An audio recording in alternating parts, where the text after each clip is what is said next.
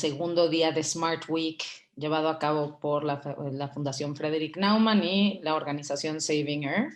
Para nosotros es un gusto saber que están aquí, que se están sumando a esta iniciativa, ¿no?, que hemos traído, primero que nada, sabiendo que la semana que entra se conmemora la fecha de las ciudades.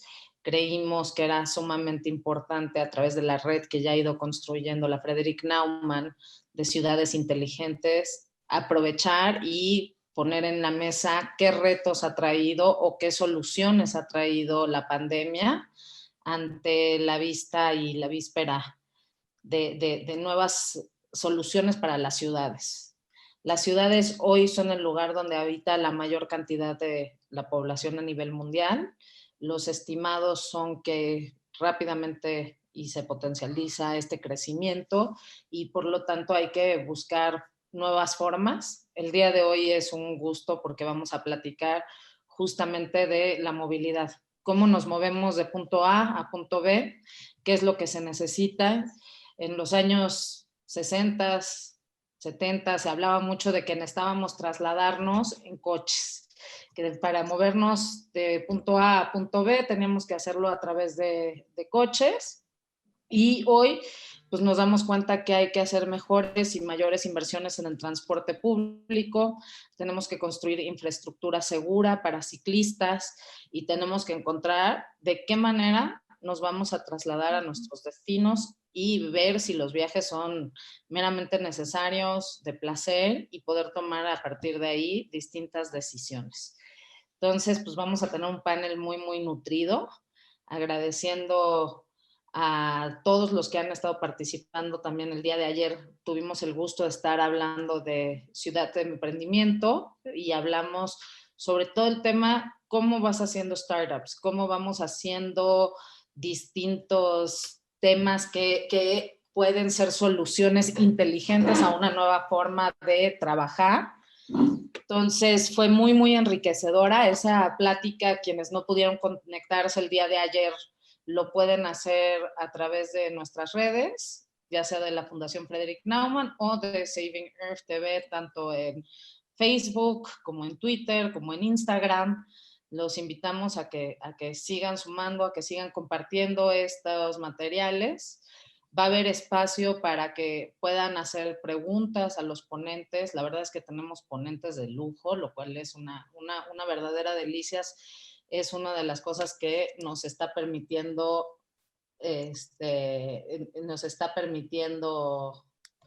la tecnología, ¿no? Entonces, pues nos sentimos muy, muy honrados.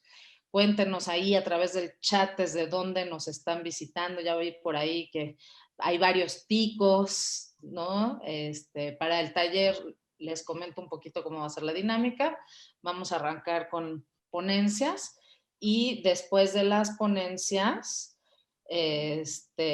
vamos a ir sumando para pasar al taller, a un taller que nos van a estar dando dos panelistas, pero pues por ahí estoy viendo también que hay mucha gente de Honduras, seguramente muchos invitados por Elizabeth Meigler y toda la red centroamericana, por eso veo ticos también, guatemaltecos. ¿Quién más anda por aquí sumándose? ¿Desde qué partes del continente latinoamericano tenemos el honor de que nos acompañen hoy? También les recordamos que si hay alguien que por ahí no se conectó, pues también todavía puede hacerlo, ¿no? O vía Facebook, no necesariamente tienen que entrar al Zoom, pueden ir acompañando esta plática en vivo, ¿no? Y también ir subiendo ahí preguntas. Entonces, saludos hasta Cuernavaca, Morelos. Ay, pues estaría muy interesante. De ahí es Areli. De ahí es donde empieza la historia de la alcaldesa de la bicicleta, que hoy nos va a acompañar en Morelos, una ciudad que la verdad es que todavía le falta un poco ver cómo la hace. Creo que vamos a tener que traslapar a la alcaldesa de la Ciudad de México. Vamos a tener que traslaparla a Cuernavaca, Morelos. Estamos en este momento justamente preparando el live para que todos aquellos que ya no tuvieron chance o que no han podido entrar al Zoom, puedan hacerlo a través de esa red, ¿no? Y justo yo hoy pensaba, ¿no? Vamos a ir poquito a poquito, porque pues, van entrando los participantes, pero toma un ratito en lo que hace el tin, tin, tin, tin, tin, los puntitos que les permite escuchar el audio, ver qué está sucediendo. Pero hoy pensaba, ¿no? Porque yo he tenido como directora de Saving Earth el gusto y el placer de colaborar con la Fundación Frederick Naumann en varias ocasiones y varios años. Y la verdad es que yo pensaba hoy, qué maravilla, porque muchas veces cuando hemos hecho estas reuniones en presencial, cuando yo estuve en la Secretaría de Movilidad y me invitó la Frederick Naumann a hablar sobre el nuevo modelo de movilidad de la Ciudad de México a Guatemala, justamente. Y me acuerdo mucho que llegué a Guatemala y estábamos en un hotel y pues, la verdad es que no daba para que pudiéramos invitar a mucha más gente por cuestión de espacios, costos, logística. Y bueno, yo sí creo que algo que nos está regalando el COVID es que hoy podamos, a pesar de la distancia, estar un poquito más cerca, ¿no? Y que justamente una plática que antes se reducía a un pequeño grupo, porque en lo que los volábamos, llegaban, daban la conferencia, hoy estas herramientas y las enseñanzas del COVID justamente es que podemos estar donde todos estamos, ¿no? También venía comentando un poco que de repente mucha gente dice, híjole, es que ya otro webinar más, ¿no? Porque aparte se llaman webinars, a pesar de que no son necesariamente webinars, conversatorios, y decían, ¿no? Híjole, ahí viene otro, ¿no? Entonces, justamente, la verdad es que creo que no hemos tenido el suficiente espacio para hablar sobre las ciudades, sobre cuál es el rol, ¿no? Y en especial en nuestro idioma, ¿no? Que lo hace mucho más fácil, mucho más rico.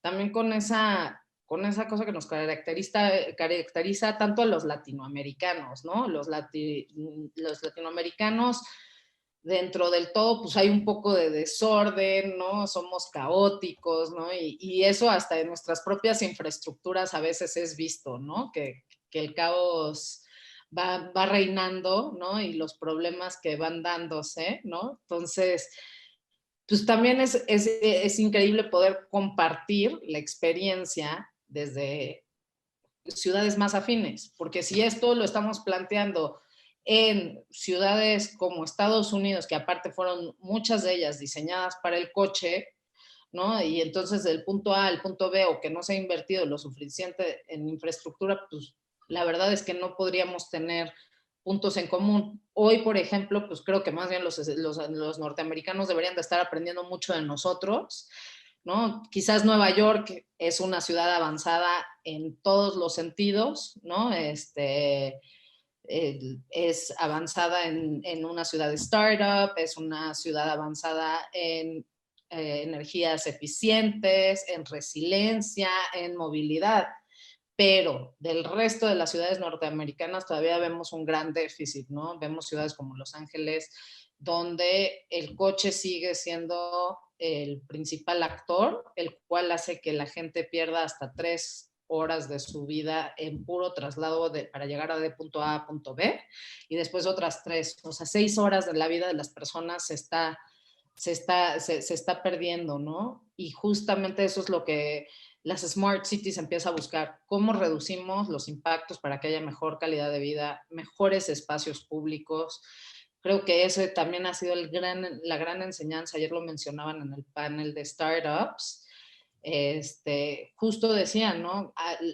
Lo que nos enseña es que necesitamos mejorar el espacio público, necesitamos dar mayor calidad para todos, ¿no? Y eso es parte de lo que lo que estaremos viendo, ¿no? En esta semana, no olviden, hoy toca que hablemos de movilidad, mañana arrancaremos hablando de ciudad accesible, que es esto, energías limpias, energías eficientes, el mantener suficiente energía. Pasado mañana estaremos hablando de resiliencia y el viernes estaremos hablando de ciudad transparente y tendremos pues, un panel bastante de lujo donde distintos alcaldes de Latinoamérica estarán presentando qué han hecho y sus agendas para poder informar a sus ciudadanos de qué está sucediendo en sus zonas de vivienda y dónde les impacta directamente. Entonces, pues sin ya mayor preámbulo, les recuerdo que tenemos una semana muy nutrida, síganos acompañando y me gustaría presentar y agradecer primero que nada a Elizabeth Meigler, a María José Salcedo, ambas de la Fundación Frederic Naumann, yo como Saving Earth, que hemos hecho posible que esto venga a ustedes, y me gustaría agradecer principalmente a todos los ponentes y expositores que vamos a tener el día de hoy. Seguramente van a llevarse mucha información que cada uno la tendrá que ir procesando, pero la van a disfrutar. Y sin más preámbulos, presento a nuestra moderadora de hoy, que es un honor tenerte, Alejandra Ramos. Ella es una economista enfocada en el análisis de políticas públicas ambientales, es conferencista y activista ambiental, es fundadora del proyecto TAN y el movimiento #La Solución Soy Yo, que busca concientizar sobre la raíz de nuestros problemas ambientales y soluciones a través de la cooperación voluntaria y las herramientas del mercado. Entonces, pues un honor y muy agradecidos que hayas aceptado moderar este panel y paso contigo, estimada Alejandra. Muchas gracias, Natasha. Muchas gracias también a todos los que se conectan y a nuestros panelistas. La verdad es que es un honor estar aquí, compartir con ustedes y poder aprender de todos ustedes lo que vamos a platicar el día de hoy. Y bueno, sin más preámbulo, como dijimos, vamos a empezar con una intervención de cada uno de los panelistas de alrededor de 5 minutos y voy a empezar por presentarlos porque bueno, ¿qué calidad de panelistas tenemos hoy? Empezamos con Arely Carreón. Ella es originaria de la Ciudad de México, comunicadora social y la primera alcaldesa de la bicicleta de su ciudad natal. Es cofundadora de Bicitecas, una organización de la sociedad civil que promueve la implementación de políticas públicas para impulsar el uso de la bicicleta como medio de transporte y con ello mejorar la calidad del aire. También vamos a tener la presencia de Alejandro Lieberman, que es miembro del Comité Ejecutivo del Plan Estratégico de la Ciudad de Buenos Aires, Argentina. Es coordinador y profesor de la Escuela Iberoamericana de Administración y Políticas y asimismo es miembro activo de la Fundación Libertad y Progreso de Argentina y becario de la Fundación Frederic Naumann. Iván de la Lanza, que también, bueno, es especialista en movilidad urbana sostenible con el enfoque en movilidad activa. Ha colaborado y desarrollado diversos proyectos desde el ámbito gubernamental y no gubernamental sobre caminabilidad, ciclismo urbano, micromovilidad y espacio público en ciudades de América Latina, el Caribe, India y África. Y bueno, por último, a Maritza Hernández, quien es vicepresidenta de la Unión Costarricense de Cámaras y Asociaciones del Sector Empresarial Privado, UCAEP, así como miembro de la Comisión Mujer, Economía y Empresa de la misma institución. Fue presidenta también de la Cámara Nacional de Transportes de Costa Rica. Y bueno, a ellos les doy la más cordial bienvenida. Muchas gracias por acompañarnos aquí, por transmitirnos sus experiencias en este campo de, bueno, la movilidad en las ciudades, que es muy importante y que para los países de América Latina es un problema bastante complejo, creo que para todos. Entonces, bueno, sin más preámbulo, le cedo la palabra a nuestro primer panelista, Arely, para que empiece con su presentación de 5 minutos y bueno, abordar este tema tan importante. Hola, ¿qué tal a todos, a todas? Gracias por invitarme. Y pues a lo mejor contarles muy brevemente un contexto general del tema de movilidad y coronavirus. Como saben, pues la movilidad es un tema que es transversal a la economía, básicamente a todo lo que hacemos en las ciudades. Realmente no hay ningún habitante urbano que que el tema de cómo moverse dentro de la ciudad no afecte su vida cotidiana, no la afecte o no la influya de alguna manera. Y prácticamente todos los sectores de la economía dependen de un proceso de movilidad de personas, de mercancías y de un flujo pues acelerado no solo de información y de contactos, que es parte de lo que nos hace vivir en ciudades, sino también la posibilidad pues de movernos y de acceder a las múltiples los múltiples beneficios de vivir en una ciudad, ¿no? Servicios, oportunidades de ingreso, oportunidades de trabajo, de educación, etc. Entonces, el tema de la movilidad es crucial para las ciudades y es muy importante recapitular que es el responsable del 23% de todos los gases de efecto invernadero, de todos los sectores y digamos de las grandes actividades que producen esta grave amenaza para el clima y para la estabilidad de los sistemas de los que dependemos los humanos, pues el transporte es una parte nodal. Llevamos décadas haciendo investigación, trabajo, una serie de intervención en la política pública para lograr que esa movilidad cada vez sea más sostenible y que cada vez sea también más eficiente. Y en eso estábamos, en un gran debate por las ciudades y cómo hacemos para reducir esa emisión y para reducir el tiempo que perdemos en el tránsito, para reducir la contaminación que nos afecta a todos y a todas, para reducir el ruido que produce también estos sistemas de movilidad, cuando el coronavirus pues, nos guardó a todos en nuestra casa, ¿no? Y vino a demostrar a escala global pues que las ciudades son mejores espacios para vivir, más silenciosos, con aire limpio y cielos azules, que podemos volver a oír los pájaros porque pues nos estábamos moviendo, en todas las ciudades habíamos adoptado realmente acríticamente un modelo de movilidad centrado en los vehículos de motor, no en mover personas, sino en mover vehículos, con todos los efectos negativos que este sistema, esta opción de movilidad nos traía.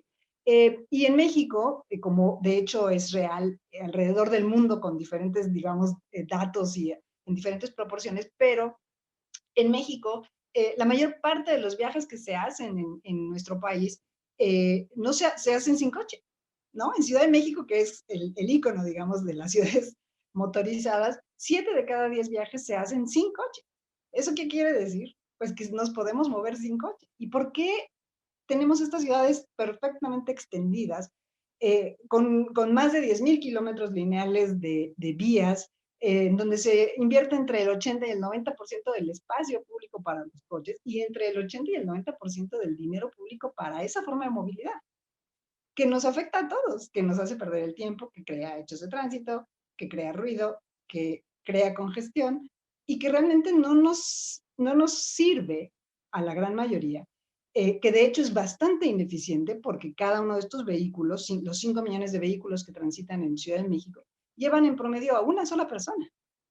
Entonces, cuando lo vemos así, con números como muy rudos, simplemente con los datos, pues es una ciudad que está hecha no para que las personas nos movamos con eficiencia, con libertad, con salud, sino es para mover vehículos. Y es muy ineficiente, es un sistema y es una manera de movernos que derrocha espacio, que requiere muchísimo espacio y que realmente no mueve muchas personas, lo hace a un alto costo tanto social como ambiental. Y pues ya era así antes del coronavirus. Entonces, cuando llega la pandemia y nos vemos todos en la necesidad de encerrarnos en nuestras casas, ha ocurrido en México, como alrededor del mundo, digamos, una gran transformación en mental, digamos, en donde por primera vez empezamos a ver que eso que los activistas, los ambientalistas, las organizaciones de movilidad habíamos venido diciendo durante 20 años, pues resulta que sí era cierto, y que sí es posible movernos de una manera diferente, y que sí necesitamos replantearnos básicamente el modelo, el sistema de movilidad urbana alrededor del mundo.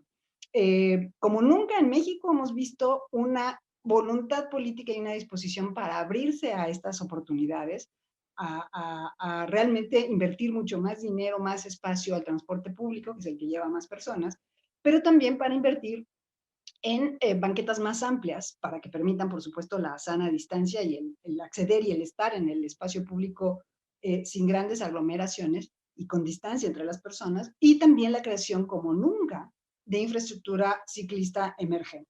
Yo que tengo 20 años de trabajo en este ámbito como activista, puedo decirles con toda claridad y con mucha emoción que en México tenemos una emergencia impresionante de proyectos dedicados a crear espacio para andar en bicicleta, como nunca, como jamás en 20 años se había visto.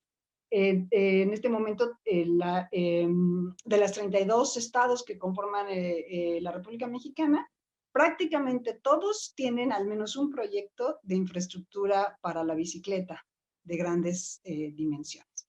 Hay todavía un debate de de dónde va a salir el dinero, cuáles son las especificaciones técnicas para hacer esta infraestructura y demás, pero en todas las ciudades estamos viendo una emergencia de un uso distinto de la calle.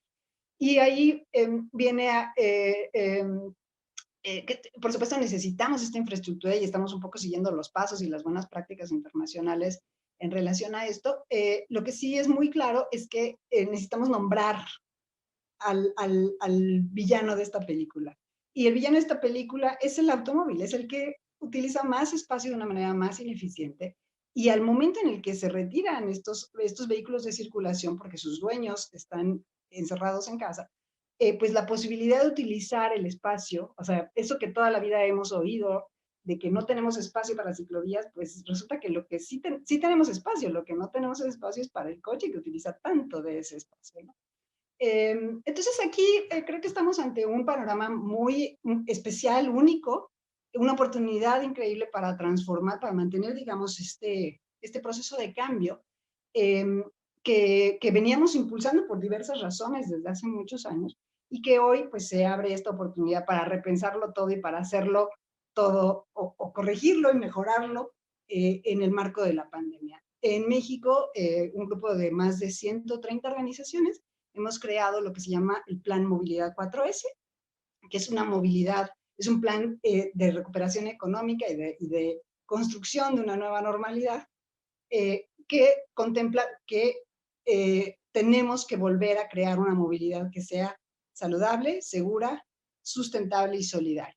Y este plan que hemos elaborado, digamos, en conjunto con el Gabinete de Temas Urbanos en México, la SEDATU, la Secretaría de Desarrollo Agrario, Urbano y Territorial, la Secretaría de Gobernación, la Secretaría de Medio Ambiente, la Secretaría de Comunicaciones y Transportes de México, con el apoyo y el apoyo técnico y el aval, digamos, de la Organización Panamericana de la Salud en México, pues hemos ya logrado tener este plan y esta noción de cómo vamos a no solamente atender y resolver el tema de la movilidad en medio de la pandemia, sino que vamos a crear las condiciones para una mejor movilidad con esas características: saludable, segura, solidaria y sustentable. Entonces, ese material está disponible en las redes sociales de la SEDATU y tiene también 2 guías de implementación muy claras, muy específicas para nuestros países, para las condiciones económicas de nuestros países. Y bueno, pues los invito a que la conozcan y a que lo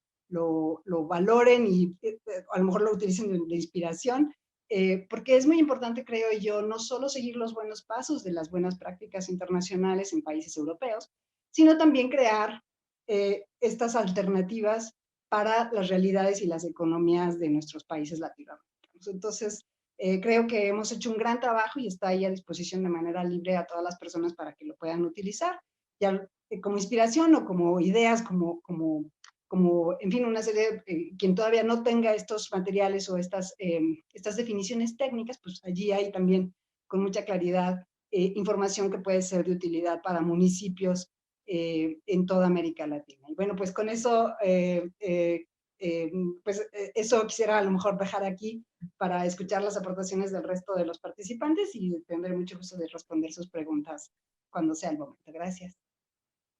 Muchas gracias, Arely. Pues la verdad es que datos muy interesantes, ¿eh? Yo ya estuve tomando nota acá de muchas cosas que dijiste porque es muy interesante todo lo que dices. Y bueno, también aprovecho para decirle a toda la audiencia, a los que se han ido conectando, que pueden dejar sus preguntas en el área de preguntas y respuestas en este chat. Y yo estaría filtrando algunas de las preguntas para pasarlas a los ponentes. Si quieren hacerle alguno específico, por favor, especificar ahí. Si no, bueno, alguno nos contestará lo que estemos preguntando. Y bueno, sin más preámbulo, también pasamos al siguiente ponente, Alejandro Lieberman. Un gusto escucharte y que estés aquí. Entonces, bueno, adelante, te escuchamos. Muchas gracias Alejandra. Muchas gracias la Fundación Naumann, a los partners, Saving Earth, Proyecto Clima, participantes y los colegas panelistas que están hoy aquí, de lujo. Les hablo desde Buenos Aires y bueno, más allá de los agradecimientos, rápidamente les cuento que desde el año 2008 participo en el Consejo de Planeamiento Estratégico de la Ciudad de Buenos Aires, que es un organismo participativo creado por la Constitución de la ciudad, en el cual más de 200 organizaciones formales de la sociedad civil básicamente proponen 3 productos. Por un lado, planes estratégicos integrales y temáticos, consensuados con una mirada metropolitana. En segundo lugar, proyectos de recomendación al Poder Ejecutivo local. Y por último, proyectos de ley a la legislatura local. En particular, les cuento que en estos momentos estoy trabajando en un proyecto de recomendación al Poder Ejecutivo que tiene que ver con la mitigación de ruidos producidos por el transporte público de pasajeros y de carga. Y también hemos conformado también una mesa de gobernanza metropolitana en la que está incluido el tema de transporte y movilidad. También quería invitarlos, ahí ustedes tienen ahí abajo la página web, es www.buenosaires.gov.ar, para que ustedes puedan ver, /COPE, para que ustedes puedan ver lo que producimos y las reuniones que mantuvimos también vía Zoom. En primer lugar, quiero acercarles algunas ideas con respecto al cambio de paradigma, creo yo, que está ocurriendo o debería estar pasando en las ciudades. Digo esto porque hay suficientes motivos para que los cambios sucedan, muy relacionados con los efectos y las consecuencias que estaba contando la ponente anterior, que produce el tráfico y tradicionalmente adoptado a principios del siglo XX. Fíjense que los productores de vehículos y las asociaciones vinculadas al vehículo no sabían muy bien, en los años 20 del siglo pasado, si los motores a combustión interna iban a ganar frente a otras modalidades de transporte.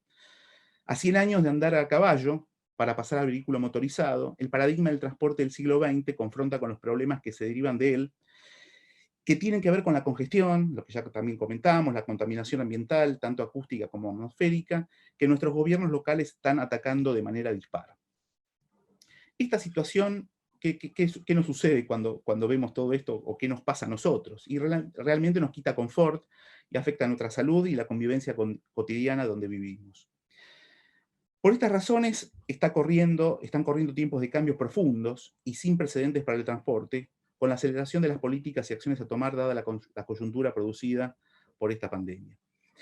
Y estas transformaciones en el sistema de transporte tienen que ver con cambiar el paradigma tradicional que fue sostenido básicamente por las infraestructuras físicas hacia un modelo que promueve una movilidad sostenible con el acompañamiento básicamente de la tecnología.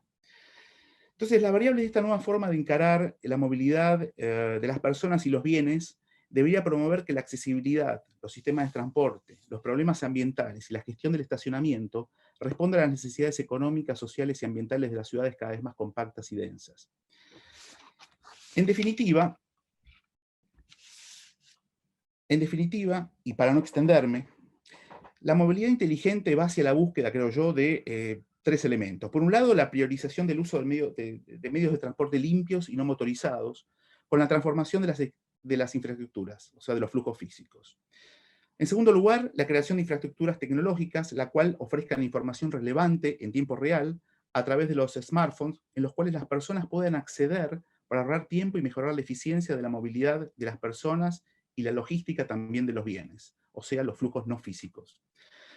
Por último, uno de los efectos deseables produce el ahorro y reduce las emisiones de gases, de dióxido de carbono especialmente, así como mejora la gestión de los servicios de redes de transporte y genera información relevante entre los oferentes y demandantes de los servicios de movilidad. Aquí la gobernanza global será de mucha utilidad para compartir experiencias y resultados entre aquellas ciudades que han desarrollado programas exitosos versus aquellas ciudades que aún están rezagadas en el cambio. Muy bien, voy a tomarme estos breves minutos, para contarles qué está pasando en mi ciudad en materia de movilidad y transporte. Pero bueno, antes quería que ustedes vean, este es el mapa del tráfico, de la densidad global y de la cobertura de la congestión en el mundo. Fíjense, esto es desde este mapa es donde tenemos que trabajar. Y esa flechita indica la provincia, la ciudad de Buenos Aires. Esa flechita muy chiquitita, ahí aparece la ciudad de Buenos Aires. Muy bien, pasamos y continuamos. Básicamente también, como me gustan los mapas, quiero mostrarles rápidamente que la ciudad de Buenos Aires, además que es la capital de mi país, tiene una población aproximada de 3 millones de personas, que recibe diariamente, en época de normalidad, otros 3 millones básicamente de su área metropolitana. Es una ciudad pequeña en cuanto a kilómetros, son 200 kilómetros cuadrados, y tiene una alta densidad de población de 15.000 habitantes por kilómetro cuadrado. En el área metropolitana que rodea en capas a la Ciudad de Buenos Aires viven alrededor de 14 millones de personas. Acá ven ustedes la Ciudad de Buenos Aires y todos estos son los partidos o los municipios que rodean a la ciudad. Y este área metropolitana contribuye con otros 14 millones de habitantes. O sea que más de la tercera parte de toda la población del país, que es todo esto, está en este puntito. En total, se registran aproximadamente 35 millones de viajes diariamente con los varios modos de transporte que tenemos. Estoy hablando del área metropolitana. Y hay argumentos bien fundados para afirmar que el sistema de transporte y movilidad en la Ciudad de Buenos Aires en términos generales funciona bien. Me adelanto a decir que en los últimos 4 años comenzaron a generarse políticas de avanzada en nuestra ciudad, básicamente dentro de los límites de Buenos Aires, con algunas obras que cruzaron las fronteras hacia el área metropolitana. Más allá de los medios tradicionales con los que los porteños nos movemos, a partir del 2016 se incluyó la red de metrobuses. Este sistema incluye 8 corredores de carriles exclusivos de colectivos o de buses, con una extensión de 62.5 kilómetros de extensión que beneficia a 1 millón de personas diarias. Y como resultado de su implementación, fíjense que esto tiene 4 años solamente, esta red de metrobuses produjo un ahorro del 45% en tiempos de viaje de cada usuario, con lo cual mejoró el confort. También desde 2016 la ciudad incorporó la bicicleta. Acá está la alcaldesa, así que esto seguramente le va a gustar mucho porque también se usa mucho. Hay 300.000 personas que utilizan este servicio. Se construyeron 267 kilómetros de ciclovías, 200 estaciones de las llamadas ecobicis, y también esto hizo que la infraestructura necesaria para poder circular en carriles exclusivos también se haya extendido y sea un beneficio también para los ciudadanos, tanto de la ciudad como del área metropolitana. También les quiero contar además que algunos premios que ha recibido la ciudad, justamente en el premio Wellbeing Cities, en la categoría Planeamiento de la Salud Urbana, con respecto justamente al uso de la bicicleta. Además, la ciudad de Buenos Aires forma parte del consejo directivo del C40, una fundación internacional que reúne a 96 ciudades de todo el mundo comprometidas a implantar medidas audaces para luchar contra la crisis climática y llegar a bajar considerablemente los niveles de dióxido de carbono ocasionados por la polución atmosférica.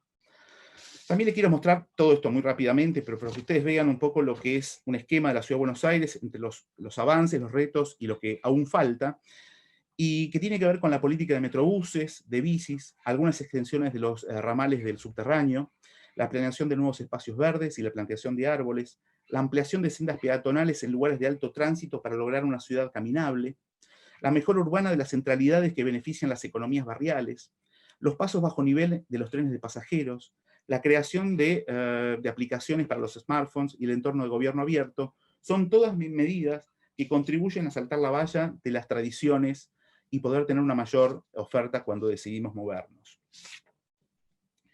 También, y ya cerrando, tenemos uno de los principios que tenemos que aplicar y que nos enseñaron en la Academia de Gummerbach, todos los que pasamos por allí, es decir, la vocación para implementar el principio de subsidiariedad, que no es ni más ni menos que dotar de plenas atribuciones y capacidades a aquellos que están en mejores condiciones para generar soluciones a los problemas. Los límites urbanos se extienden y las fronteras se solapan unas con otras. Por eso es muy importante que los líderes del cambio se comprometan, participen y derroten el pensamiento solo de corto plazo. Para ir terminando y esperando poder generar algún debate sobre estos temas tan complejos y ricos como son el tema de transporte y de la movilidad, solamente dejar planteado algunas ideas para que se adopten gradualmente. No las voy a decir todas, pero seguramente en los debates van a surgir. Entiendo que tanto el transporte público, los modos de transporte activos, los servicios de movilidad compartida y la planificación urbana sostenible y las inversiones en transporte público, junto con la promoción del ciclismo y la caminata, deben ser priorizados. Piensen que cada uno de nosotros construye su propio mapa para moverse de un lugar al otro. Incluso el transporte de cargas construye su propio mapa. Este simple hecho multiplicador ofrece un valor agregado enorme de datos para pensar y hacer políticas referidas al transporte y la movilidad. Por eso la tecnología es relevante. Por eso a través de nuestras elecciones y nuestros mapas, los modelos y los modos de transporte y la movilidad deberían adaptarse a cada uno de nosotros. Esto garantiza, creo yo, tres cosas básicas. vivir más cómodos, mejorar nuestra salud y permitirnos ahorrar dinero. Como no tengo tiempo, y ya se me terminó, pero solamente les dejo puesta ahí una poesía de Jorge Luis Borges, que un poco también relata mucho lo que nos pasa a los porteños, ¿no? Esto de que no nos une el amor, sino el espanto. Será por eso que la quiero tanto. Muchas gracias y abierto al debate. Muchísimas gracias, Alejandro. Bueno, pues pasamos con Iván de la Lanza. Igual les comento, vayan dejando sus preguntas si tienen alguna en el chat de preguntas y respuestas. Y Iván, bueno, pues bienvenido. Muchísimas gracias por estar aquí. Te escuchamos con mucho gusto. Muchísimas gracias. Muy buenas tardes a todas y a todos. Gracias por la invitación nuevamente. Trataré de repetir trataré de no repetir varios de los consejos y de las comunicaciones que ya hicieron mis compañeras y compañeros anteriores. Y el primer mensaje que yo quisiera dejar justamente también en relación a lo que se platicaba ayer, es el término de ciudades inteligentes, ¿no? Me parece que no podemos hablar de ciudades inteligentes sin pensar en la equidad o sin contemplar de manera necesaria la justicia social, ¿no? Muchas veces nos vamos directamente a pensar en una ciudad inteligente como aquella que incorpora tecnología, y tenemos una deuda histórica con el tema de equidad, y que además parece que se está haciendo aún más grande. Como lo decía Arely, muy bien acotado, y el reto sigue ahí, es decir, el reto de los últimos 50 años en términos de cambio climático sigue ahí, y es aún más aterrador en términos de lo que se espera para 2050, que es un incremento en la población de las ciudades en un 70%. Imaginemos una Ciudad de México con un 70% más de población, hablando de más de 23 millones de habitantes, o la misma Buenos Aires, o una ciudad como Nueva Delhi, que hoy en día tiene 35 millones de habitantes. ¿De dónde vamos a gestionar los recursos? Y sobre todo, más aún, ¿qué va a pasar con las externalidades negativas que hoy en día estamos afrontando? La urbanización, la motorización, la congestión, la emisión de gases, la energía, y pues sumémosle ahora COVID y lo que venga, ¿no? Como decía también Arely, es bien importante verlo, justamente tiene que ser el horizonte. Los escenarios factibles de reducción de emisiones a 2050, las ciudades pueden reducir hasta el 90% de sus emisiones con medidas que son técnicamente factibles hoy en día, que no requieren de tecnología, que requieren de acciones de política pública urgentes, que requieren de gobernanza. El 21% del potencial proviene del sector transporte, el 70% de la contaminación del aire urbano viene también del sector transporte, y otra vez la implicación en términos de COVID es gravísima en términos de la contaminación del aire, ya que contribuye pues, obviamente a una mayor susceptibilidad y mayores externalidades negativas sobre todo para aquellos más vulnerables, ¿no? O vulnerados en este caso.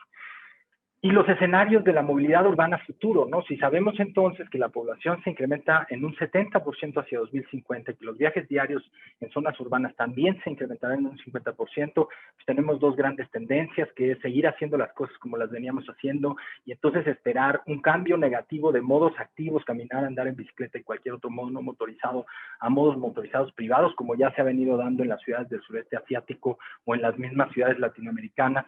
Y los viajes en transporte público, si bien incrementan un 30%, los de vehículos privados motorizados aumentan un 80%. Y esto nos lleva a los escenarios catastróficos que vemos que, pues, de acuerdo a la tendencia, siguen así. O los más positivos, que podría ser duplicar el reparto modal en transporte público a la medida que se retienen e incrementan los viajes a pie y en bicicleta, y mantener el número de viajes en vehículos privados al menos en el número que está ahorita. Por lo tanto, justamente pensar en cambios modales, de usted bájese del automóvil, ya ni siquiera es un tema, no se baje, no aumentemos esos viajes motorizados, por lo tanto no aumentemos las emisiones, busquemos que todos los nuevos viajes se manejen de una manera sustentable. Y siempre viene este tema, ¿no? Cuando siempre se le llama movilidad alternativa a la movilidad en bicicleta o caminar, pues alternativa para quién, ¿no? En la mayor parte del mundo, en ciudades de Asia y África y América Latina, no es la alternativa, es la única posibilidad. Ahí vemos justamente en la franja verde que la estrategia es atraer y retener toda la franja verde, porcentajes del 70, del 40, del 60% en ciudades africanas y del sureste asiático, son exclusivamente caminando y andando en bicicleta. Luego, la franja que le sigue, rosa arriba, son para tránsito, ¿no? Son transportes completamente ilegales, completamente inseguros, ¿no? Que no necesitamos irnos a Asia y a África, las tenemos en nuestras ciudades de América Latina y que tenemos una gran oportunidad de mejorar eso y mejorar la calidad y accesibilidad en el transporte público, ¿no? Otra vez, en el tema de América Latina, tan solo viendo los medios activos, hablamos de un 26% de promedio en nuestras ciudades latinoamericanas. Son los porcentajes que cualquier ciudad europea soñaría o sueña con tener, ¿no? Llámese ahorita París, por ejemplo, o Alemania. Ellos dan todo por tener estos porcentajes modales y nosotros ya lo tenemos y lo estamos perdiendo. Claro que el tema principalmente es el tema de seguridad, la inseguridad vial que se ve. Otra vez, no podemos hablar de ciudades inteligentes cuando hablamos de que cada 23 segundos una persona muere por un mal llamado accidente de tránsito, un hecho de tránsito que tiene un responsable en términos de diseño y en términos de falta de justicia en las calles. La inequidad, lo que decíamos, ¿no? Vivimos en ciudades completamente desiguales que incrementan esa desigualdad cada vez más. El índice de marginación urbana en la Ciudad de México nos indica que una persona en la zona central tiene hasta 28 veces más acceso a un empleo y hasta 120 veces más acceso a un hospital. Entonces, cuando hablamos de los servicios básicos en las ciudades, están completamente de manera inequitativa y obviamente son las personas que menos posibilidades tienen. ¿Qué vimos entonces ahora con el tema de COVID y que necesitamos seguir arreglando y que es solamente evidenciar lo que ya venía sucediendo?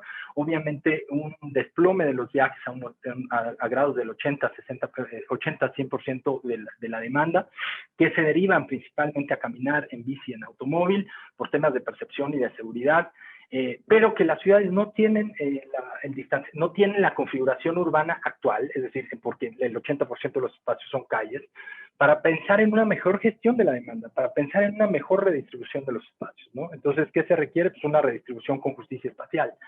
No podemos dejar de depender del transporte público, es la columna vertebral de la mayor parte de las ciudades, especialmente ciudades muy grandes, Londres, Nueva York, París, Ciudad de México, Brasil, Sao Paulo, Buenos Aires, etcétera. Por lo tanto, la nueva normalidad requiere no solo de medidas de aislamiento y higiene, sino planes de gestión de la demanda, ¿no? Con esto termino un poco, hay que hacer, el reto es una redistribución del espacio público, no por el espacio, sino por temas culturales, como bien decía Arely.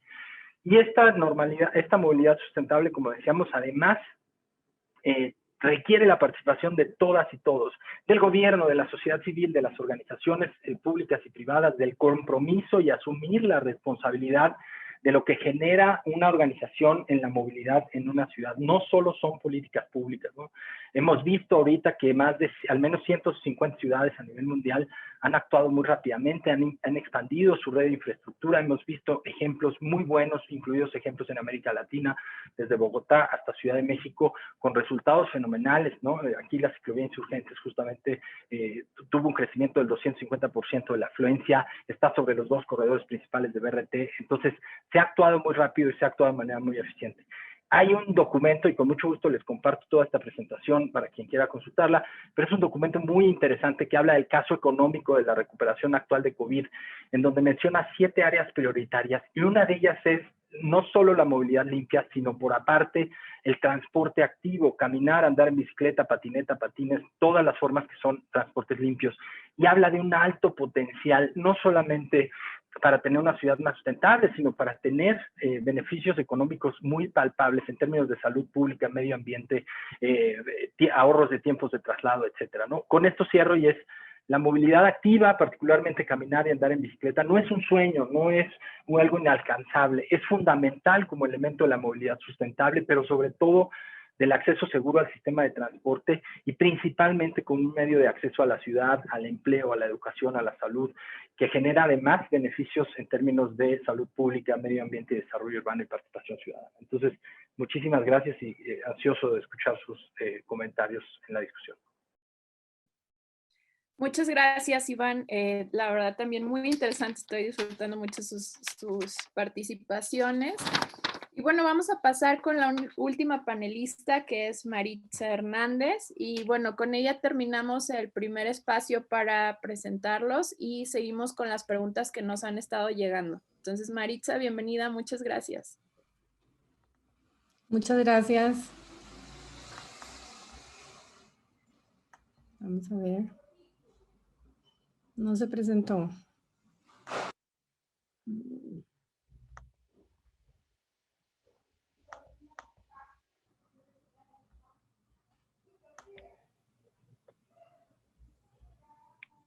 No la logro.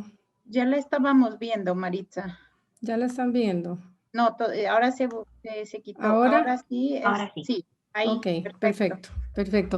Buenas tardes, un agradecimiento a la Fundación, como siempre, por estar en estos temas que en realidad quiero decirles que para Costa Rica ha sido fundamental que nosotros hayamos participado, porque definitivamente la tecnología ha sido la base fundamental en este proceso que estamos viviendo durísimo, ¿verdad? El país ha entrado en una situación muy compleja, como todos los países latinoamericanos, y la verdad que ha sido pues todas las enseñanzas recibidas y todo el aprendizaje a lo largo de los talleres de la Fundación nos han llevado a enfrentar, vamos a ver una visión ahora desde los operadores, ¿qué es lo que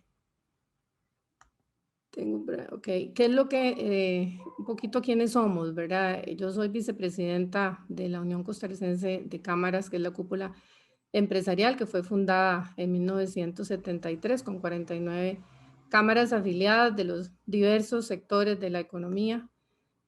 El sector privado costarricense, de cada 10 habitantes de Costa Rica, 9 trabajan para el sector privado, y con eso podrán ver el efecto que tiene pues a nivel económico la pandemia, ¿verdad? Hay actividades que han estado totalmente cerradas, como turismo, comercio.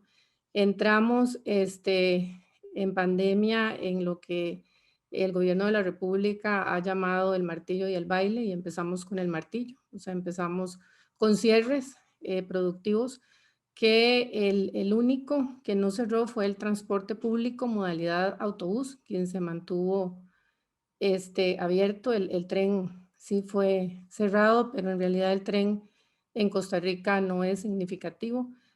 Más del 50% de los habitantes utilizan el transporte público.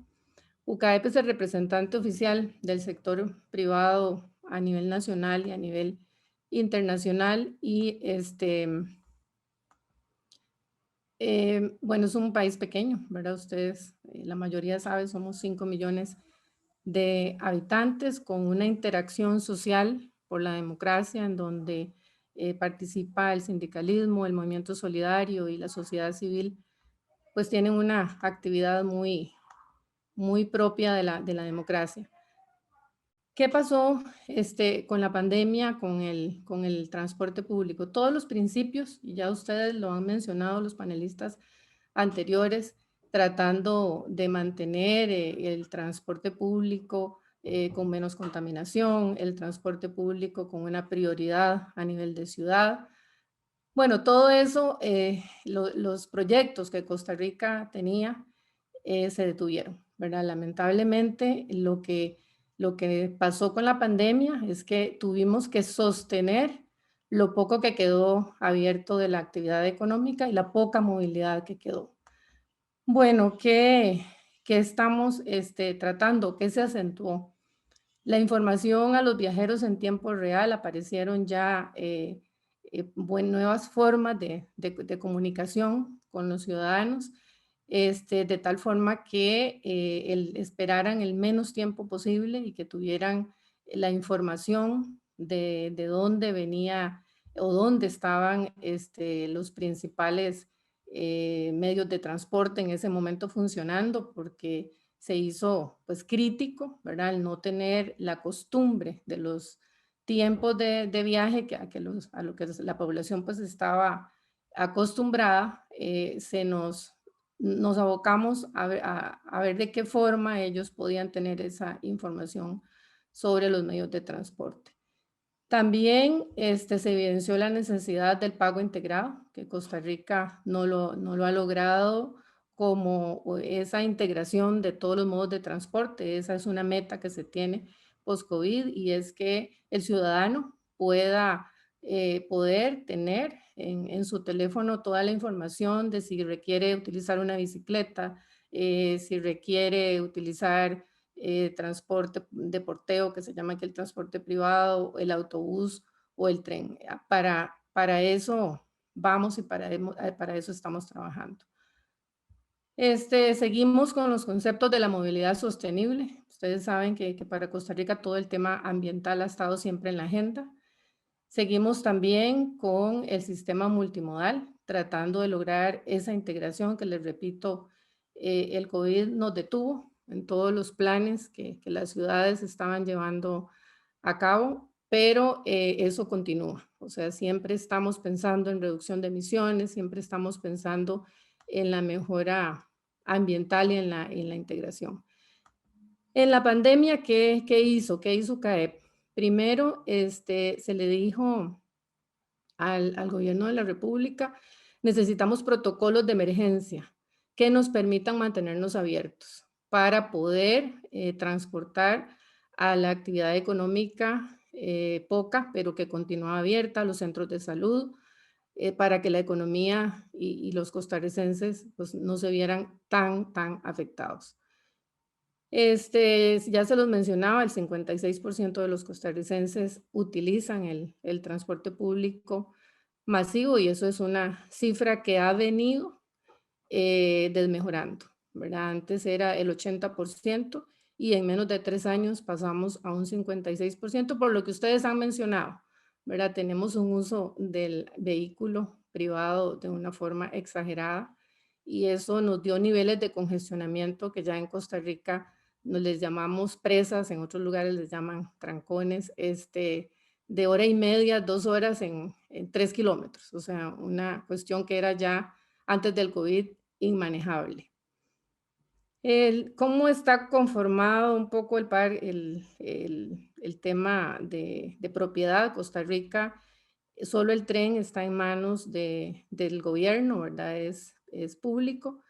El transporte público, modalidad autobús y taxis y el porteo, el transporte privado, son 336 operadores, 165 son micro y pequeños empresarios, o sea que tenemos todavía una democracia económica interesante y eso hace un poco difícil, ¿verdad?, para el gobierno la aplicación de las políticas públicas porque hay que poner de acuerdo a mucha gente y ahí las cámaras empresariales juegan un rol, pero sí se requiere mucho diálogo y mucha concertación. Desde el 16 de marzo que Costa Rica, el gobierno declara la emergencia por el COVID, la situación, como les comentaba, se nos complicó, como a todos ustedes. ¿Qué se hizo? Bueno, fuimos el primer sector, transporte público, apoyado por la Unión de Cámaras, que presentó su protocolo para poder seguir funcionando. Un protocolo estricto de limpieza que fue aprobado por el Ministerio de Salud, que es el ente rector en Costa Rica, que tiene que aprobar todos los temas de salud. Al igual que UCAEP trabajó en que todos los sectores, comercio, la industria alimentaria, tuvieran su propio protocolo. Esto fue una iniciativa del sector privado porque si lo dejábamos en manos del gobierno, pues iba a ser un poquito lento. Nosotros, el sector privado es más activo y además había un interés legítimo en que teníamos que convivir con el COVID y bueno, y la economía pues no se podía detener del todo. Trabajamos para que se conformara un centro de operaciones de emergencia que todavía está funcionando, en donde se ven todas las políticas del martillo y el baile, que fue lo que el gobierno decidió. Y estas acciones, no solo estos protocolos se referían al autobús en general, sino que también a los planteles de operación. Fue muy estricto todo el manejo del personal porque transporte público va a las zonas en donde aquí estaba más el desarrollo del COVID, las zonas llamadas naranja, y nosotros pues teníamos que convivir con todas las personas para que su vida continuara de la mejor forma. Esto se ha logrado con éxito. Los contagios a nivel de conductores y de personal han sido mínimos. Se realizó una campaña también de divulgación. Iniciamos con 220 unidades y después la flota fue aumentando, en donde se utilizaban los autobuses para informar a todos los ciudadanos, ¿verdad? De emergencia, de cómo enfrentar y convivir con el virus. Bueno, ya les comenté que esto no solo en los autobuses, sino que también en los planteles de operación y en las zonas de paradas de autobuses, que también hubo que realizar campañas y preparar a toda la gente. Todo el personal tenía que ser entrenado, estaba en los protocolos, eso le tocó al sector privado ese entrenamiento, que fue muy, muy minucioso, muy, muy de detalle, porque pues así es el virus, ¿verdad? El virus no es una cosa fácil. Hoy estamos nosotros, hoy toda la población que se sube en los autobuses tiene que utilizar mascarilla y también en los lugares públicos. Así estamos, ¿verdad? Estamos a capacidad sentados, no se pueden transportar personas de pie en los autobuses. Y bueno, eso ha traído problemas de movilización, de tiempos de viaje. Las personas añoran las frecuencias de los autobuses y eso también ha puesto al sector empresarial, porque aquí no hay subsidios, en una situación económica muy complicada. Los ingresos pasaron de un 100% a un 60% y en algunos lugares a un 50%. El gobierno tiene intenciones de políticas de financiamiento y de otras posibles ayudas al sector, pero bueno, eso está en discusión. Por el momento se le ha hecho frente, el servicio no se ha dejado de dar y en las conclusiones les comentaba que ha sido un éxito lo de la elaboración de los protocolos para todas las actividades. Y eso le ha dado seguridad a los costarricenses de que se puede movilizar siempre y cuando se respeten los protocolos y dependiendo de las actividades, en unas son muy estrictas, en otras regulares y en otras lo mínimo. Seguimos con las campañas todavía de información y después algo que se los comentaba, ¿verdad? UCAEP sigue promoviendo el uso de la tecnología. Hay cosas que no se avanzaron en tiempo, como la integración del pago electrónico en todas las modalidades. También se continúa apoyando el uso prioritario de las vías para el transporte público. En eso el gobierno de la República ha hecho avances, pero no lo que se requiere para enfrentar una pandemia y para fortalecer el transporte público. Se continúa apoyando la revisión vehicular para el transporte 2 veces al año. Eso en temas ambientales, la verdad que nos ha ayudado muchísimo porque no pueden circular con problemas, ¿verdad? Que provoquen al ambiente y tampoco autobuses de más de 15 años tampoco pueden circular en el territorio costarricense. Seguimos apoyando el cambio de la flota, ya no tenemos Euro 3, ahora tenemos Euro 5 y Euro 6 y se iba a iniciar antes de pandemia un plan piloto para utilizar autobuses a electricidad, pero bueno, eso está detenido, se sigue con los proyectos de gas natural e hidrógeno y el sector pues está muy cerca de estas pruebas. Continuamos apoyando infraestructura para el uso de las bicicletas. Los municipios han avanzado en el gran área metropolitana de San José, algunas ciudades vecinas, pero tenemos nosotros un gran reto y es que nos hemos dado cuenta en pandemia que en las zonas que no son del gran área metropolitana de San José, las provincias fuera de la capital, la bicicleta es el medio de transporte y no tenemos infraestructura adecuada. Entonces hemos tenido estadísticas de accidentes, ¿verdad? De que ya estamos hablando de temas de seguridad vial. Costa Rica tiene que volver los ojos hacia las provincias en donde la bicicleta no es solo recreativa, como se usa básicamente en el gran área metropolitana de San José, sino que es para ir a su trabajo, para realizar compras, para llevar a los niños a sus centros donde los cuidan o de estudios.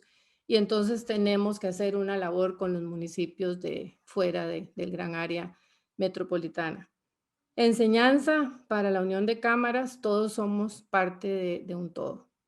Cada cámara piensa que es más importante que la otra, turismo que es más importante que comercio, comercio que industrias, industria que transportes, y nos hemos dado cuenta que todos somos parte de un todo, de un país, pero también somos parte de Centroamérica, somos parte de Latinoamérica y somos parte del mundo. Y yo felicito a la Fundación porque esto nos permite compartir ideas, ¿verdad? Salirnos del día a día, de la rutina, de la tristeza de ver un país que se cae, ¿verdad? Donde el desempleo en Costa Rica ha llegado a cifras inimaginables, donde hay hambre, en un país que ser pobre, pero se tenía internet, ¿verdad? Que ser pobre, pero se tenía un techo. Y ahora, pues la situación ha cambiado, el reto es enorme. El sector privado está en este momento con un diálogo nacional, tratando de buscar soluciones. Tenemos que aprender a dialogar. La pandemia también nos está enseñando que es la única forma de sacar a los países adelante, donde pongamos nuestros intereses, que está bien, es normal que todos los tenemos, pero hay un interés país. Muchísimas gracias a la Fundación por la oportunidad. Gracias, Maritza.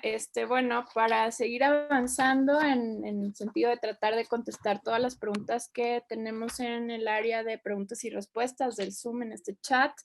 Bueno, voy a empezar con una pregunta. Dice, ¿qué efecto tienen las mejoras de transportación pública urbana en el valor de las propiedades y la plusvalía? Aquí, Alejandro, mencionaste aquí que le ibas a contestar tú, entonces si quieres, te escuchamos.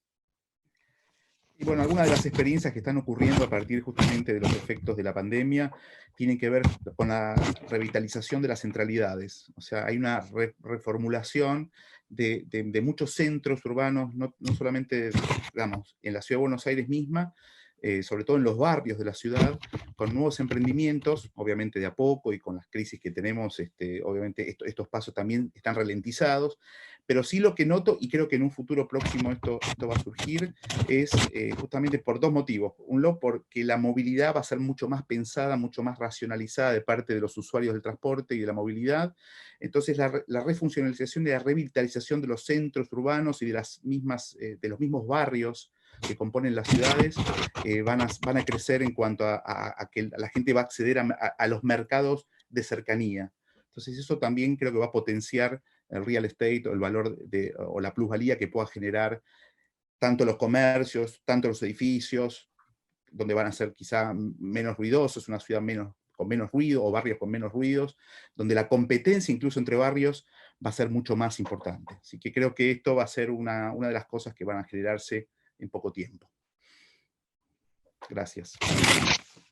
Perfecto, bueno, pues también tenemos varios comentarios. Dice José, cuando se habla de cambio climático no se piensa en los efectos que tendrá localmente. Tengo acceso a 17 bases de datos climáticos, una de ellas de datos desde 1980 hasta el presente, y nadie en Costa Rica me ha contactado para analizarlos. Bueno, sería interesante contactarlo. Dice Oscar, el problema de Avenida Insurgentes es que la ciclovía estorba más de lo que ayuda, genera mucho tráfico. Y otra pregunta aquí dice, ¿han implementado iniciativas tecnológicas en el ámbito del transporte público? Quizás yo podría contestar el tema de Insurgentes. Adelante. Es una noción que a mí me encantaría, pues me da una oportunidad gigantesca, porque este tipo de argumentos y de cuestionamientos ocurren en todo el mundo y los estamos viviendo en todas las ciudades que estamos buscando desesperadamente estas soluciones que son efectivas, que son costo efectivas, es decir, no nos cuestan tanto dinero y que nos dan respuestas inmediatas no solo al tema de la movilidad, sino a temas de salud pública, de ejercicio. Para nosotros en México esto es un tema nodal, porque una de las cosas que nos ha afectado más en términos de morbilidad, de lo fatal que ha resultado COVID en México, es porque ya padecíamos una pandemia gravísima de obesidad y sobrepeso. Somos uno de los países con peor tasa de obesidad, 7 de cada 10 adultos y 3 de cada 5 niños con obesidad. Entonces, es nodal poder atender el tema de no solo la movilidad, el poder llegar y acceder a todos los servicios que ofrece la ciudad, sino también poder hacer ejercicio. Entonces, todas las ciudades estamos recibiendo este tipo de argumentos. Las bicicletas hacen tráfico, las bicicletas contaminan, ¿Las bicicletas nos estorban y nos quitan espacio? No, no. Los que ocupan demasiado espacio son los automóviles. Las bicicletas no producen estas congestiones, no producen tráfico, no producen contaminación, son los coches. Lo que necesitamos reducir, sí o sí, en todas las ciudades, en todo el mundo, es la cantidad de coches en circulación que llevan en demasiado espacio a muy poquitas personas con un costo social y ambiental altísimo. Esos son los datos y vamos, la percepción y la noción que nosotros tenemos de lo óptimo en movilidad está permeada, digamos, por un siglo de propaganda y de hábito, digamos, de cómo privilegiamos esa movilidad derrochadora y excluyente. Hoy en día no podemos darnos ese lujo, necesitamos ese espacio para vivir. Entonces sí, todos los datos indican que en el pequeño espacio de las ciclovías hay un flujo mucho mayor de personas, es mucho más eficiente y no produce ningún gas de efecto invernadero y tampoco produce ruido. Entonces, ojalá pues tanto las personas en México como en toda América Latina nos abramos a esta forma nueva de pensar, a ver los datos científicos no permeados por nuestro prejuicio o por nuestro uso personal de un vehículo, sino por los datos. La verdad es que la ciudad es para todos y la necesitamos todos, y entonces es momento de esa justicia espacial, de repartir el espacio de una manera mucho más eficiente, muchísimo más lógica, muchísimo más sostenible y resiliente. Claro, supongo tenemos que incentivar que se use esa ciclovía también para liberar espacio en las vías de vehículos. Bueno, ¿alguien quisiera contestar la pregunta sobre las implementado iniciativas tecnológicas en el ámbito del transporte público?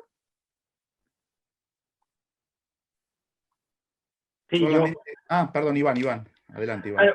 Bueno, Alejandro, si quieres, nada más acotar también un poco con el tema que se hablaba de desarrollo orientado al transporte y justamente el riesgo que puede representar no tener una política pública adecuada para la captura de plusvalías. Tenemos muchos casos en el mundo y en América Latina, inclusive la misma calle de Madero peatonal se convirtió en la primera calle, en la segunda calle más con mayor plusvalía en México a nivel nacional, por la peatonalización, y trajo beneficios muy sustanciales en términos de mejora de la seguridad, reducción del 97% de los delitos en un término de 4 años, en fin, muchísimas cosas. Sin embargo, al no contar con una política pública que previera la captura de valor de las plusvalías que se generaron a partir de las obras públicas, esto genera una gentrificación terrible, ¿no? Y esto también se ha generado, es decir, si no está previsto de esta manera, contribuye a la inequidad y no necesariamente la equidad, sobre todo las personas que viven y que son impactadas por esto, ¿no? Esa es una parte, ¿no? Y la segunda es la parte de la innovación, ¿no?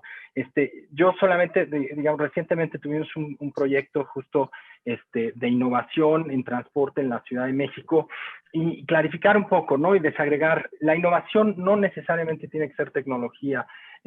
Otra vez el tema de los autos voladores autónomos eléctricos no van a venir hoy en día a solucionar los problemas más graves de inequidad que tenemos hoy en día en las ciudades. Entonces, no podemos pensar en estos autos voladores eléctricos autónomos como una aspiración, que es un poco el paradigma que se dice como el paradigma del hombre en la luna, ¿no? Cuando en 1960 estaban las dos grandes potencias buscando a ver quién llegaba primero al hombre en la luna, mientras en la Tierra había una guerra y una inequidad terrible, ¿no? Entonces, no podemos pensar en autos voladores eléctricos como la solución a las inequidades y los grandes problemas de cambio climático que tenemos, cuando en la mayoría de las ciudades no tenemos banquetas para caminar, ¿no? O sea, así de sencillo es, así de fuerte es. Entonces, la innovación es ideas inteligentes, acordes al contexto, de manera idealmente lo más local posible, para que podamos solucionar eso que está ahí enfrente, que es el problema que tenemos ahí, saliendo de nuestra puerta, generando participación ciudadana, actuando de manera rápida y eficaz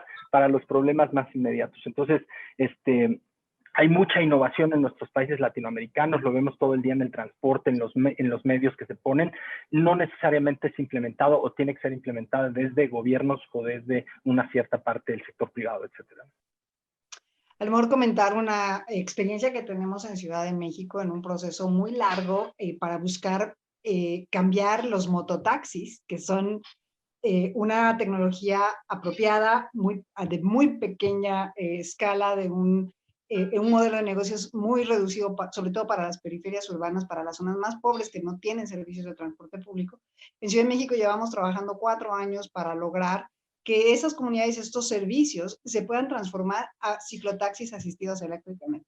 Entonces, con una sinergia muy importante que logramos con el sector privado, con el gobierno de la ciudad y las organizaciones civiles, este proceso está andando y ahora tenemos por fin un primer prototipo que acaban de terminar sus pruebas hace apenas unas cuantas semanas.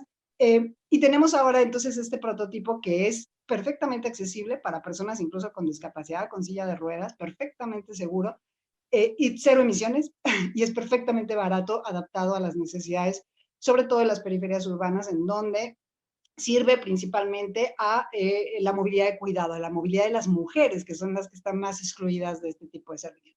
Eso es innovación. No es imaginar un poco como esta lógica de Elon Musk, ¿no? De imaginar cómo hacemos que para que el coche otra vez reine. No, realmente las soluciones ya están aquí. Es un poco lo que tenemos, cómo lo mejoramos, cómo reducimos esas emisiones y cómo permitimos conectar esos servicios con el sistema de transporte público de manera tal que la movilidad, el acceso y el derecho a la movilidad sea garantizado para todas las personas, con calidad, con dignidad, con seguridad.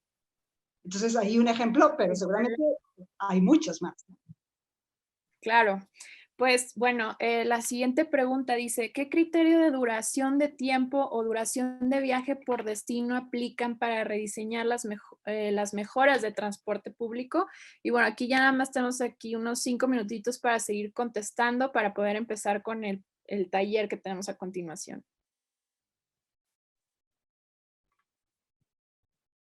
Y yo había contestado ahí brevemente la intervención, ahí uno de los proyectos que hay en París de la ciudad de los 15 minutos, que ese bueno, es el tiempo que estableció París. Yo creo que esto no tiene que ver con, creo que cada ciudad tiene que modelar sus propios tiempos, sus propias características, su propia, de acuerdo a la topografía, de acuerdo a las características de cada centralidad. O sea, no hay un modelo único, un poco lo que decía Iván, esta cosa tampoco de creernos que los autos eléctricos, autónomos y toda esta cosa nos va a salvar. Creo que tenemos que pensar quizá en gradualmente tener una línea de pensamiento. Por eso un poco esto que hacemos en el Consejo de Planeamiento Estratégico tiene que ver en planificar cada uno de nuestra ciudad, desde el lugar de donde estamos. Y por eso también, que alguien creo que lo dijo y me parece buenísimo, es que la participación tiene que ser no solamente un gobierno que baje una línea con algunos especialistas, estos grandes popes del transporte o movilidad o ingenieros, sino que esto tiene que ser una reunión en una mesa justamente de todas las partes interesadas, porque también los usuarios del transporte somos todos. No nos manejamos en coches, digamos, oficiales, algunos sí, pero en general la mayoría, el 99,9% nos manejamos con nuestros pies, con la bicicleta, con los autos, con distintos modos de transporte, con lo cual me parece que la planificación de las ciudades tiene que estar, y del transporte en este caso, tiene que estar conformada por todos. Y un poco esto también, y con esto termino, es avanzar un poco más de donde vivimos y llegar, que también le pasa a México y nos pasa a la ciudad de Buenos Aires, a la región metropolitana, o sea, cruzar ciertas fronteras que a veces son, digamos, tanto por la política, que bueno, depende del partido al que pertenece, no habla con el otro, y uno tiene más autonomía que otro para decidir, uno tiene menos o más presupuesto. Acá la cooperación tiene que ser también política, porque si no, los cambios a veces van a ser casi, diríamos, imposibles. Y ahí tampoco tiene que ver la tecnología, sino los cerebros y la vocación de cambio. Ahí la veo a Areli que me está dando un poco la razón. Gracias. Excelente, pues muchas gracias, Alejandro. De hecho, bueno, hay bastantes preguntas que veo que ya respondiste en el chat. Gracias, porque de hecho no vamos a tener mucho tiempo para más. Y voy a terminar nada más con una última pregunta que veo que ya también contestaste ahí, Alejandro. Entonces, si alguien más quisiera aportar en este sentido, dice Francisco, me gustaría saber qué proponen todos los panelistas sobre la educación vial y cumplimiento de un reglamento vial para cada tipo de medio de transporte. ¿Solo existe para los automovilistas y los demás? Entonces, bueno, si alguien gusta contestar complementando el comentario que dejó ahí Alejandro para después proseguir con el taller. Pues a lo mejor me gustaría comentar que necesitamos empezar a pensar que las personas somos todas iguales ante la ley y tenemos los mismos derechos. Los vehículos son diferentes y están regulados de forma distinta. No es lo mismo una carriola con un bebé y una abuelita que un auto deportivo, que un vehículo que transporta gasolina o algún combustible peligroso. Los vehículos son distintos y entonces tienen regulaciones diferentes. Entonces, aquí necesitamos saltar, digamos, el prejuicio y mucho que nos dicen, a ver, si a nosotros los automovilistas tenemos placas y pagamos derechos y nos multan, a los peatones también. Vamos a emplacar los tenis y vamos a emplacar las bicicletas y todo. No. ¿Por qué? Porque andar en automóvil no implica el mismo riesgo para sí y para los demás que andar a pie o que andar en bicicleta. Entonces, la regulación por eso es distinta. Y regularmente, al menos en Ciudad de México, por ejemplo, el reglamento pues sí incluye a peatones y a ciclistas. El problema es que muchos automovilistas no conocen ni el reglamento que los regula a ellos mismos y tienen la noción de que los peatones y los ciclistas hacemos lo que queremos. No. Hay una regulación que desgraciadamente se conoce poco y es por eso también muy importante en términos de la movilidad en América Latina, que somos una de las regiones más letales en términos de hechos de tránsito. Necesitamos avanzar hacia mejores sistemas regulatorios, hacia mejores sistemas de seguridad vial en nuestras ciudades, porque ningún proyecto de transporte público, tecnología, movilidad activa, ciclovía, infraestructura, nada de esto va a funcionar si no nos tratamos como personas, si no colaboramos en la calle con respeto para que todas las personas, independientemente del modo en el que se transporten, puedan llegar con bien a sus destinos. Entonces, la invitación es a conocer el reglamento, a observarlo y también a tener la noción clarísima de que hay vehículos más peligrosos y esos vehículos más peligrosos, para quienes los conducen y para todas las personas a su alrededor, tienen regulaciones mucho más estrictas por obvias razones. Alejandra, algo que acoto a lo que dijo Arely, que estoy totalmente de acuerdo. Creo que la educación vial podría ser incluso una de las cosas que podamos acá generar como una propuesta a los gobiernos o al sistema educativo, y que creo que uno de los participantes también dijo, la pedagogía empieza desde la escuela. Quizá los programas de educación vial deberían estar formateados o incluidos dentro de la escuela primaria, o sea, desde los primeros niños que alguna vez también son peatones y también quizá conduzcan automóviles o distintos medios de transporte. Así que esa sería una de las propuestas que podemos dejar lanzadas aquí. Perdón que yo haga una intervención muy breve. Solamente muchas veces caemos en el tema en que la seguridad vial depende únicamente del aspecto educativo o cultural, que sin duda es un aspecto muy importante, pero que en una analogía con los sistemas de seguridad pública de una ciudad, es decir, uno no roba porque lo educaron bien necesariamente, sino porque existe un cumplimiento de orden sistémico que permite verificar a través de la policía en la calle, cámaras, leyes, reglamentos, operatividad, que esa seguridad se da, ¿sí? En ese sentido, la seguridad vial en el mundo requiere un sistema seguro que actúe no solamente por leyes, reglamentos y cultura, sino también porque haya un ejercicio tácito de la verificación. Y en ese sentido sabemos que las velocidades son el mayor riesgo posible y las velocidades están producidas por los vehículos motorizados, no solamente por los automóviles particulares, sino por todos, como decía Arely, una pipa que transporta gas, agua, etcétera, de X número de toneladas. Entonces, sí es bien importante acotar eso porque la seguridad es un tema sistémico. Gracias. Pues muchísimas gracias. Bueno, lamentablemente se nos acabó el tiempo y ya no hemos podido resolver todas las dudas que existen. Gracias a Alejandro por estar contestándolas en escrito. Pueden ir a revisar las preguntas y leerlas, la verdad que fueron muy interesantes. Y por supuesto la participación de los panelistas también. Muchísimas gracias por este tiempo, por dedicarle este espacio.